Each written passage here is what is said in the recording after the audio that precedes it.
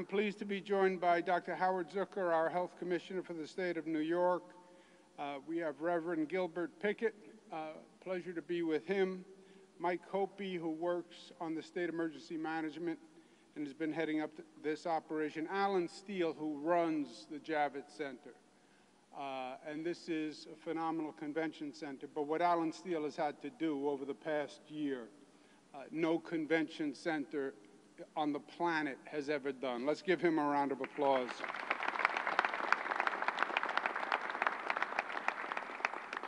And I want to thank the members of the clergy who are here, who are making a very powerful statement today. And let me acknowledge them myself out of respect. Reverend Cockfield, Bishop Calvin Rice, Reverend Johnny Green, Reverend Anthony Lowe, Reverend Renee Washington, Pastor Sean Gardner, Reverend Carl Warp, Minister Stanley Smith, Bishop Findlater, Pastor Duckett, Reverend Aker, Reverend Bolden, Minister Knight, Karina Aker, Reverend Byrd, Reverend Newton Rush, Reverend Williams, Reverend Carson, Reverend Trollinger, Pastor James Osai Kofi, Reverend Merriweather, Reverend Dr. Carl Washington, Jr. Let's give them a round of applause.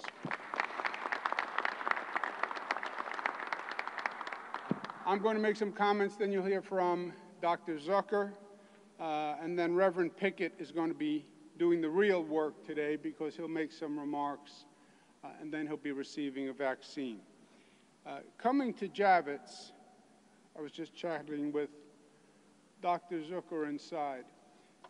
In many ways, it's emotional being back here.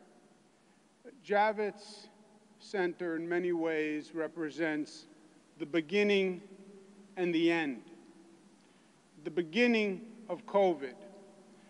Javits was turned into an emergency hospital when we believed the hospitals were going to be overwhelmed. 2,500 emergency beds were set up at Javits. It had never been done before. The entire floor was a sea of basically Army cots and partitions. 2,500, as far as you could see. And it was being staffed by National Guard and Army personnel. And we came down to supervise the setup of the hospital. And I remember speaking to the National Guard, and these are young people who came from all over the state. They're in this place that looked like it was a scene from a science fiction movie. It looked like it was after the apocalypse, 2,500 hospital beds. And the National Guard were frightened. You could see it in their eyes. They're wearing masks, they're wearing gloves, they're getting a briefing on how the virus transfers. Everybody's nervous, everybody's frightened. But they showed up. They showed up. And that's what was so powerful to me. In this frightening scene, Jeeps, Army trucks, body bags, they showed up. They showed up. They had the courage to show up. And that was the beginning. And we made it through. It was a long year. It was a hard year. It was a challenging year. It was a frightening year. It was a painful year. Death, suffering, anxiety, loss, but we made it through. We are now at the end, at the beginning of the end. Why? Because we have a vaccine that can stop the virus.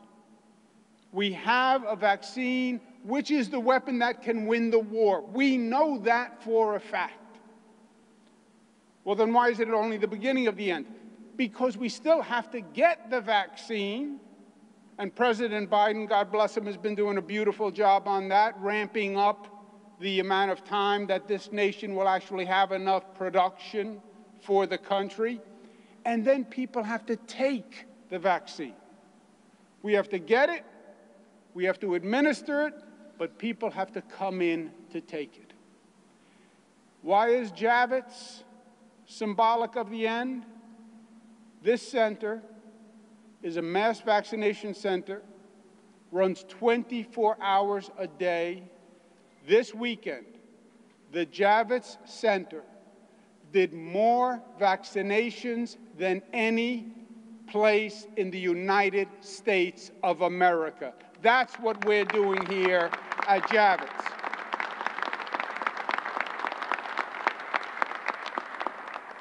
We're also doing vaccines at 48 houses of worship across the state. We're also announcing today another 10 new vaccination sites as the production from the federal government is increasing. So as we're getting more, we are ready to distribute more. But it has to be done fairly. It has to be done fairly. And we learned this lesson the hard way over the past year. COVID discriminated. 2 times as many blacks died as whites. 2 times as many blacks died as whites.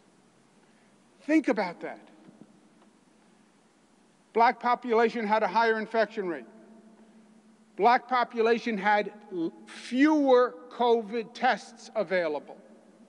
Black population had more comorbidities, more existing underlying conditions because there's a disparate healthcare system in this nation, and there are healthcare deserts, and there are communities that are left behind, and those people did not have the same level of healthcare, and they fell prey to COVID at a higher rate. That is the God's honest truth before all these pastors and clergy members today. So when it comes to the vaccine, let's correct that injustice that COVID has brought to this nation and this world. When we do this vaccine, let's make sure it's available to everyone, and let's make sure everyone is coming forward to take it. Now, it is not currently being distributed or accepted fairly. New York City, 53% of the population is white. 57% of the people who have been vaccinated are white. 53% of the population, 57% of those vaccinated. Black population, 27% of the people in New York City are black. Only 18% of the people vaccinated. Only 18% of the people vaccinated. Hispanic, 28% of the population, only 20% vaccinated. Asian population, 16% of the population, 23% of those vaccinated. The white population, the Asian population are getting vaccinated at a higher rate than their population. The black population, Hispanic population at a lower rate. Well, why is the question? We are making the vaccine available on an equitable basis in community centers, in public housing projects, in houses of worship, geographically all throughout the state. There is a hesitancy problem in the black community. Now, they call it hesitancy. I don't like that word hesitancy because it's a baloney word, hesitancy. It's not hesitancy. Call it what it is. It's a lack of trust. It's a lack of trust. The black community is saying, I don't trust the system that says it is safe. The black community is saying, too many times we've been told to trust the system, and the trust was broken. The black community is saying, do you remember the Tuskegee experiment? And now you're asking me to take the vaccine. The black community is saying, well, the Trump administration said it's safe, but I don't believe the Trump administration when they said it was safe. By the way, I am saying I didn't accept the Trump administration when they said it was safe. But here are the facts. We didn't accept the federal approval. We then brought together the best healthcare minds in the state of New York. They all reviewed the vaccine. They all said it was safe. Number one. Number two, I have no agenda besides representing the people of the state of New York. That's what I do. I don't represent or work for the politicians in Albany. I work for the people of the state. I am telling you, I have gone through the research. 5 million people have taken this vaccine. It is safe. I'm telling you, my mother, I recommended the vaccine to. I'm telling you, I am recommending my daughters, when they're available, to take the vaccine. I'm telling you that the leading black medical professionals in this country say take the vaccine. And the pastors who are here today, who have no other possible agenda, no other possible reason to mislead the black population, say take the vaccine. Clergy, pastors who are here today, they only work for one person. They only have one boss. Their boss would not take kindly to them misleading their congregation. When they say it is safe to take the vaccine, it is safe to take the vaccine. We now have Johnson & Johnson. One dose, much faster, much easier, and it's going to ramp up production. We'll make it available. We're doing it in this site faster and better than any place in the nation. But we need people to come forward.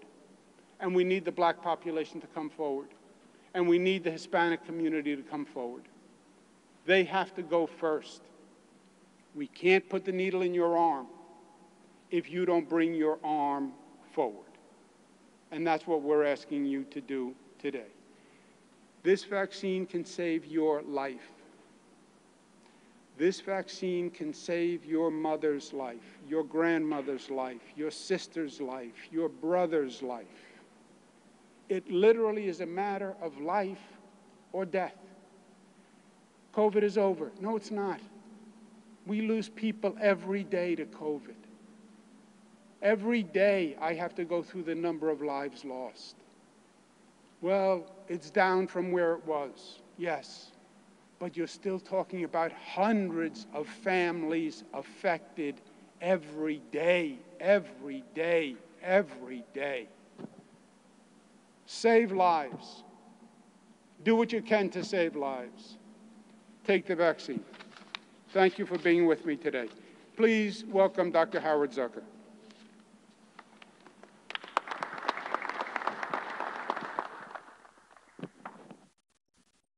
Thank you, Governor Cuomo. It is an honor to be here at the Javits Center this morning. After a long year, we now have 3 vaccines that will finally help us end this crisis. It's never been so important that we all do our part to get vaccinated. The sooner we can get vaccines into as many people as possible, the better off we will all be. Herd immunity will finally put COVID on the defense and allow us to move forward. Whether it's Johnson & Johnson, Pfizer, or Moderna, each is safe and effective.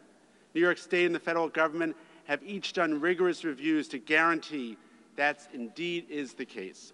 I'm especially relieved we now have Johnson & Johnson vaccine, which has been given out here at Javits Center overnight. It's only one shot. It doesn't require the ultra-cold storage that limits where it can be distributed. These factors will allow us to get as many doses of this effective vaccine into arms as soon as possible. The governor has been right when he has said that the vaccine is what will end this crisis. Combined with our continued vigilance to wear a mask and other behavioral measures, the vaccine is driving down New York's positivity rate. All 3 reduce the risks of COVID, taking a tremendous burden off of our hospital system. So please, when it is your time, get your vaccine. Do it. It's the only way we will end this crisis, reclaim our lives, and create a better future for everyone. Thank you very much.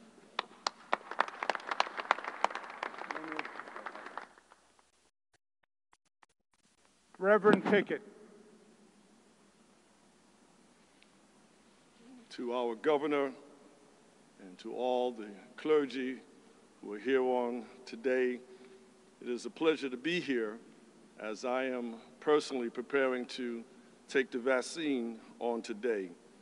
Again, I want to acknowledge the clergy that the governor has named, and I especially want to recognize my president, the Reverend Dr. Carl Washington of Empire Baptist Missionary Convention. We stand here today united to encourage New Yorkers, especially those who are part of the Black and brown community, to take the vaccine today. Some of my colleagues have already taken the vaccine, and we are a living testament to the fact that it works and it is safe. The virus may be race blind, but it's not affecting anyone equally. It's hurting Black and brown communities disproportionately. So I want to thank the governor because he saw the need to get the vaccine to our communities. And he has not just ringing the alarms of us taking the vaccine for months, but he's been planning and acting to get way ahead of this for nearly a year. I encourage more houses of worship to take part in the governor's pop-up vaccinations, the drives, in order to get members out to be vaccinated in our communities. We are not just lucky, but blessed enough to have 3 vaccines. I'll be taking the Johnson & Johnson today, and as Dr. Fauci has stated, take whatever vaccination is available. To God be the glory for the great things that he has done and what he continues to do. Now we must do our part, which means getting vaccinated to keep ourselves, our families, our communities healthy. Otherwise, we risk the ongoing cycle of this virus rebounding and mutating. We need to stop this virus here and now. In these moments, we must remember the lessons of the community in which John spoke of in chapter number 15 of the gospel. I am the vine, you are the branches. If you remain in me and I in you, you will bear much fruit. Apart from me, you cannot do anything. The vaccine is safe, smart, and everyone should take it. And that's why, as a New Yorker and as a pastor, I am taking this vaccine today. Thank you, Governor.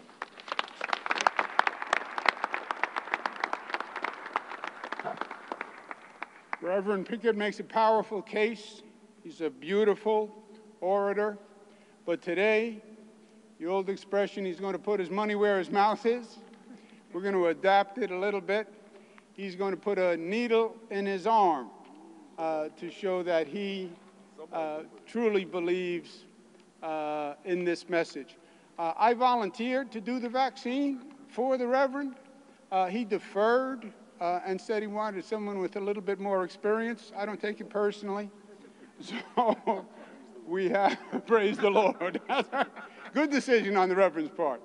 So Reverend, if you have a seat, and we'll watch you as you have your vaccine administered. Thank you all very much for being here today.